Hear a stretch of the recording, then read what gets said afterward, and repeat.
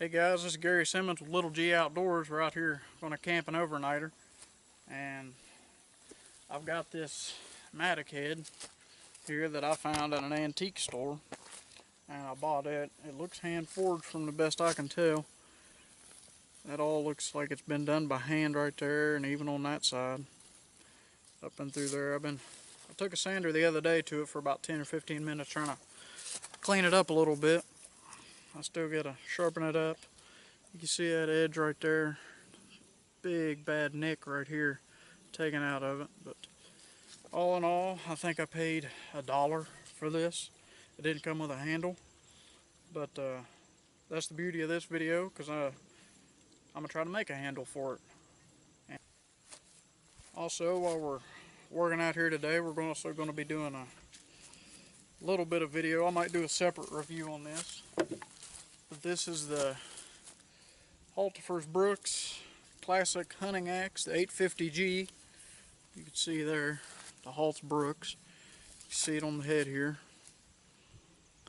I just received this the other day. I was actually working out of town, and I was out of town for about 3 days working. And the first day I left, my wife sends me pictures, and I got this in the mail.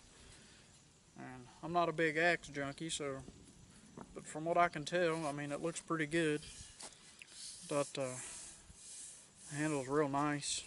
Got some, I think, heartwood there, but that'll be alright. Grain orientation, if you guys can see that, that's pretty good. The head on there, it's not too bad. So, blade, of course, I've got a little dirt. Let me wipe that off there real quick. So the grain orientation, but the head, I mean, it's just super polished, and that thing is sharp. It'll take hair off your arm. I've tried that. But this is about the best axe I've got so far. I've got an H&B belt axe. I forgot to bring it, but I do have my cold steel pipe hawk, I believe it's called. I cut the handle down to about 17 inches, and I got some tape like at Walmart for hockey sticks, and I put on there, put on the handle, and then took black electrical tape and taped here at the bottom, here at the top, just to keep it from fraying back off. Took a torch and burnt some burn marks on it. Took a sander, sanded the head on it. Still got some black on it, but I think it looks pretty good. And it's pretty sharp. It's real sharp. I sharpened it with my work sharp. But you can see there, like some spots, still got the black paint on it. The head was on there so tight that I've got it on there so tight. I took the set screw out that usually comes with these. The head was on so tight that I hit it a couple times and I couldn't get it off. I said, well, if it's that tight, I'm just going to leave it on there. I'll just keep working around it, you know. And that's what I did, but I did leave some of the black on there, you know, like you could see, but I think that looks pretty good. Looks a lot better than it did, just painted all black. I didn't really care much for that. But we're going to be using these, mostly this. This just on the smaller stuff that we don't need something so big for. Try to do a little bit of squirrel hunting too. We're going to try to get some squirrel and cook some for dinner. Stay with us.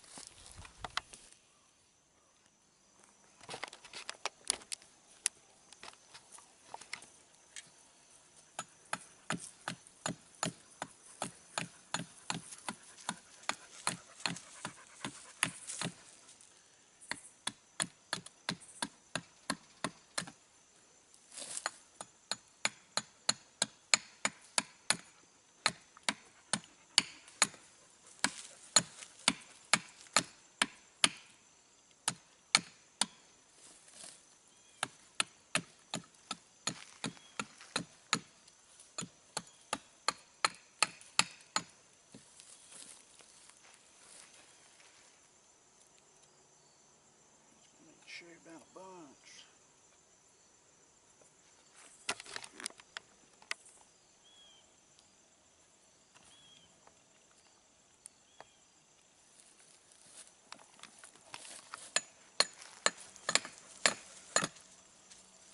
If you guys are wondering what this is for, I'll show you. Can't see the screen. Mind focus. lanyard hole, my saw here. I usually just take this string through here, like that. And then if I gotta go out into the woods to craft something, instead of carrying 40 different things in my hands or in my pockets, I can just throw this around my shoulder like that and forget it, walk off, go. Keeps me from losing it too, because I've got enough slack in here. If I need to cut something, I can cut whatever I need to cut. So, pretty good system, I think. So, by the way, this is the Corona handsaw. I got this at Lowe's for $15 to $18. Everybody talks up the Baco Laplander, which I'm sure that's a good saw. I don't own one, but a cousin of mine that we go out a lot and do stuff, he owns one. And for doing things quick and just, you know, like firewood or something like that, or rough cutting, this thing would outcut his. I'll put it that way. I'm not saying maybe it's just, maybe his saw was a little dull or something, I don't know, but this thing outcut his. But when it comes to fine tune making notches, that Baco's way better. So if you don't really need a Baco to do fine cuts, I'd go with this. It's a lot cheaper, about half the price. I carry a multi-tool, so if I'm doing notches, I just use the saw on my multi-tool because I carry it with me every day, everywhere I go, and I just use it. But if you're wanting to cut, buck up some wood or something for firewood, or you need to make a handle per se, like I am, you just use this. I think for the money, for half the price, it's just as good, if not better. Good.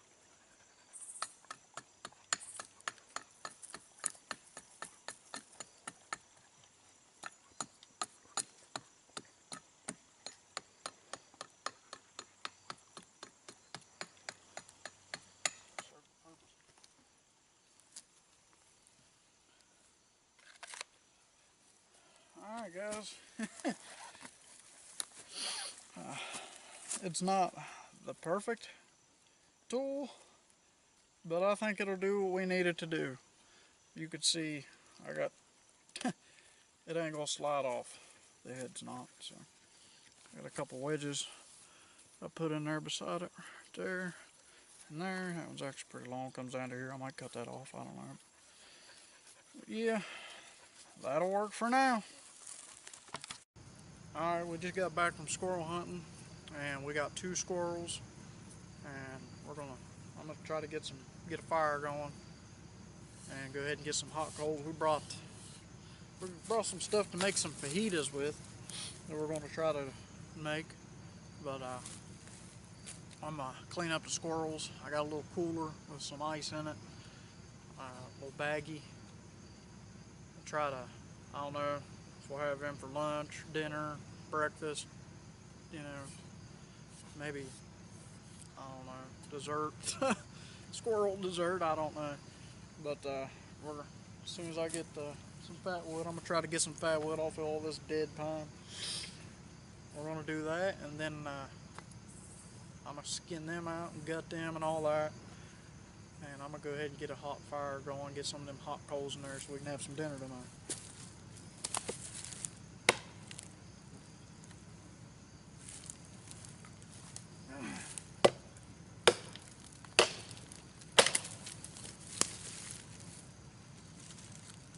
For any of you all that don't know, if you do find fat wood, any of y'all that don't know, if you do find fat wood, it's kind of, I don't have the greatest fat wood, but if you could see that kind of red in there. But if you do find fat wood and you're not sure if it is fat wood, you sniff it, smell it. If it smells like cleaner, turpentine, something like that, Mr. Clean, you got it. That's fat wood, you got it.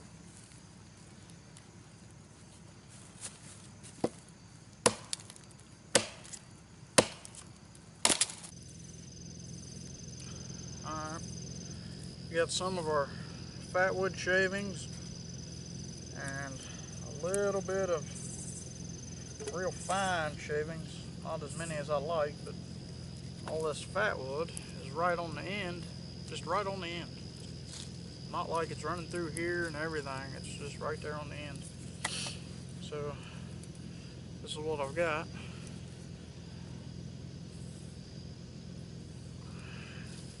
And I usually just keep it in my frying pan since I'm making a fire to cook dinner anyway.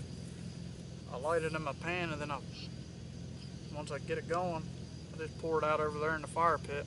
Keep everything together so I don't go like that and then there things go everywhere. And it holds all the sparks in, and it's a metal bottom, so it's going to hold the sparks better than the dirt putting it out.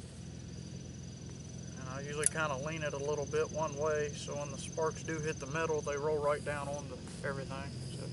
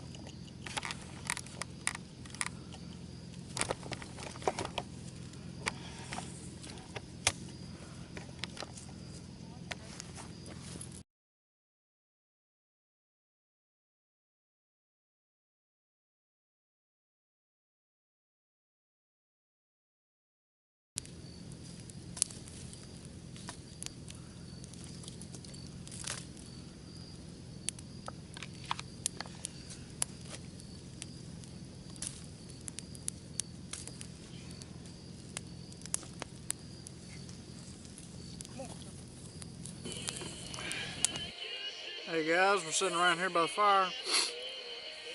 I just ate dinner and drinking me some hot chocolate.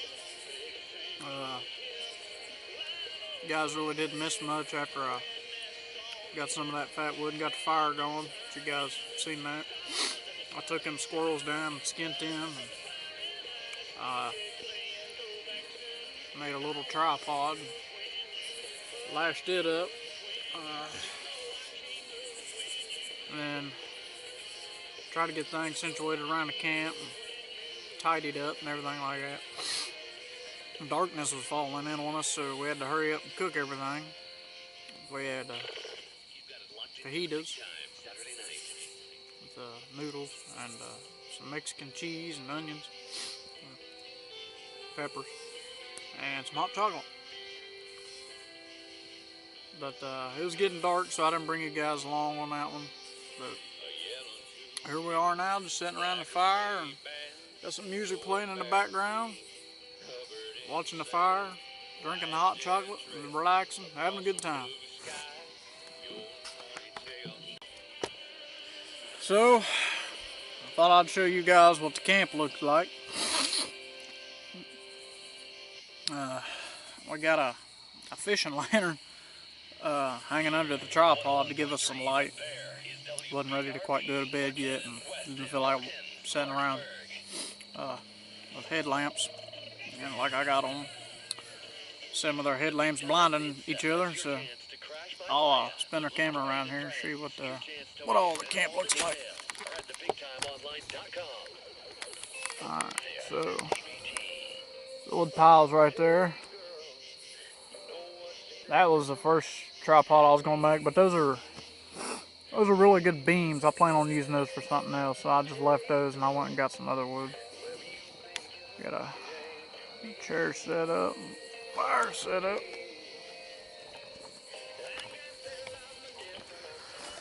We got our noodles. I don't know if you guys can see it. We got our noodles, our fajita, and got our fajita and peppers, and our Mexican cheese that we used. Used our little grill there like you get from Walmart. Got you stand it up. Check see. Ah, it's cold now. It's on my like second time I've ever used this. My brother bought it for me a couple years ago, and it works pretty good. Like I said, we got the tripod with the lantern hanging there. Got a ridge line run across these two trees. Got a tarp that I made, and it's not really too big. Made it out of that canvas drop cloth. Did waterproof it and everything. Sewed the grommets on and everything. Put grommets down the back side. I got sticks pulling the back out, running up to that tree up in there. Got the ground tarp laying on the ground, and then that's my bedroll. And then my wife, she's on her little bedroll, her sleeping bag and everything. I still ain't even got my blanket out of the truck yet. And then there's some more firewood, so I ain't got no shortage of firewood, that's for sure. Got the cooler sitting here, and some of the cookies and some guns. Went squirrel hunting. You guys already know that. I got one and the wife got one. So we done pretty good on that. That was her first squirrel. So that was pretty exciting. And I got the legs cut off.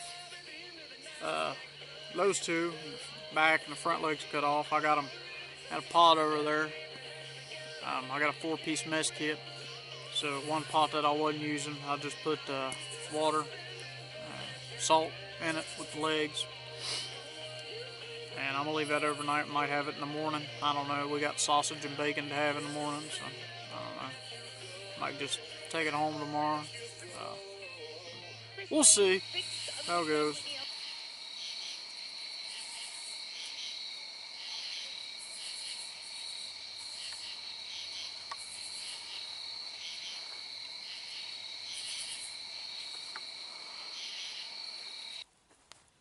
Morning, guys. This is the next day. Last night we didn't get too awful cold. I'd say mid-50s or something like that, but it wasn't too bad. Bad part about it was a full moon, so no one slept good. The dog was in and out of the shelter about every 10 minutes, waking us up, and that sucked. But for the most part, it was alright, other than couldn't get no sleep. But temperature wise, it didn't get too cold. I stayed pretty warm in just my blanket, but I did pull out my mat, lay here beside the fire, and my nose stayed cold, but other than that, I did alright. We're just getting some hot coals this morning. We might make some breakfast here in just a little bit, but not much going on this morning. What's going on, guys? So we're just packing everything up right now. We got some things we're gonna do today. So we're gonna pack everything up. It is, I don't know what time it is. Phone's in the truck and the battery's about dead, so it's on charge. But I'd say it's about 10 o'clock, I'd say. And we're just packing everything up, and then we're gonna head to the house and take care of some stuff today.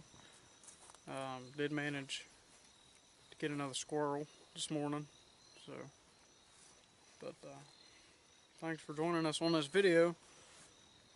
This has been Gary Simmons with Little G Outdoors. Until next time, see you later. Hey guys, I just wanted to talk about something real quick. When you come into camp and you're staying a couple days or an overnighter or just a couple hours or whatever, always pick up your trash, throw your trash away. I mean, we brought a lot of stuff, and I mean, we got a vehicle, so we got a lot of stuff. We forgot our trash bags, but I have, you know, a truck. I can just throw everything in the bed and clean it out later. But all your trash like that, I mean, we're still picking stuff up and cleaning everything up. But all your trash, just get rid of it somewhere. I mean, not in the woods. Take it with you. Whatever you bring in, take out with you. Just don't leave the trash laying around, guys. I don't like to come out into the woods and try to have a good time and then have to pick up people's trash where they left behind. I'm sure you guys don't either, and that just hurts the environment a lot. I mean, I'm not a tree hugger by any means, but I mean, who likes to come out and just see trash laying everywhere, especially on your own property? So just whatever you bring with you, make sure you take it back.